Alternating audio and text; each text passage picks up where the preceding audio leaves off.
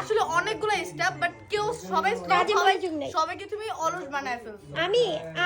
আমি তো না ওরা নিজে আমি কাউরে কাজে অ্যাক্টিভ দেখি না। আপু যে শুট করছে কি করছে কাউকে আমি কাজে অ্যাক্টিভ দেখি না। আরে তোমার আপু অলস বানাইছে না তো, অলস বানাইছি আমি রে। বাচ্চা হয় তিন বেলা। মালিক হইলে এতক্ষণ বইকা শেষ করবে তো। আমি এসএম মেকওভারে গেছি, ওখানে আপু চিল্লান ছাড়া কোনো কথাই বলে নাই যে স্টেপটা। এটা কিন্তু আপু এটা ওদের কি বুঝিয়ে বলে যাও এরকম প্রাইস না দেওয়াটা আসলে ভালো। কেন ভাইয়া? কিন্তু ওরা বুঝা দরকার এগুলো। জবের ক্ষেত্রে জব।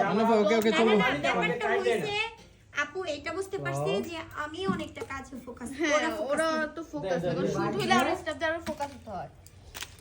ক্লাসের ভিতর থেকে নিয়ে আসো না ক্রিম নিয়ে আসো না স্টেশন নিয়ে আসো না এই তো জানো ওই যে মুছে দাও তুমি সুন্দর করে আস্তে আস্তে ওই জেলটা লও লিপ জেলটা সুন্দর করে তোমার হাতে নাও নিয়ে এটা মুছে দাও রাকি এডিনো যেটা খুলতেছি এডিনো চোখ পার্লারের কাজ শিখলাম। সেলাই তাড়াতাড়ি শিখালো বাস শিখে দিলাম আরে। হ্যাঁ অবশ্যই বউটা ফাটাইবা। ইয়াটা কোথায়? কোন বাকি আধা থেকে বাকি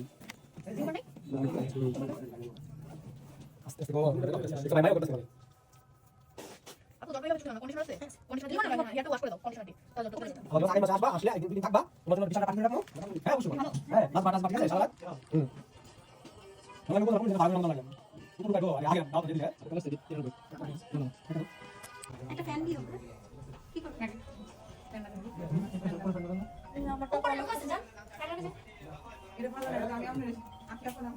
আমি তো কিন্তু আমার লোক আছে উপরে এটা শুধু মেকআপ রুম বল ব্রাইডালের জন্য উপরে বাকি কাজ লোক আছে আর কি উপরে আচ্ছা আপনাদের লোক আছে হ্যাঁ আমাদের লোক আছে আপু দিদি তিন তলায় সবসময় পালা তিন তলায় এই আপনি হেরা কি বলবে আমি মুখ একটু ডাক্তার দিয়ে দাও হেরা আর দেখো এখন সমস্যা আছে কাজ করতে ব্যস্ত কাজ করতে আমি বললাম আমাকে কোন মেরু না না আপু হয়তো লাইভ করতে আমি দেখতে কি কল দিতেছে ওর মায়ের আগে এখন আমি না বলছি আপু যে কোটা পরে ফোন আপনি ওর নাম্বার দিতেছি আমি বলছি আপনি কোটা পরে ফোন দিয়ে আপু ধর আপু তাহলে আপনি 10 করে ফোন দিয়ে দিছে ও একটা কাজ করতেছে ব্যস্ত মোবাইল লাইভে আছে নাকি আপনি রিবনটা সেটা তো ওই কাস্টমারটা করবে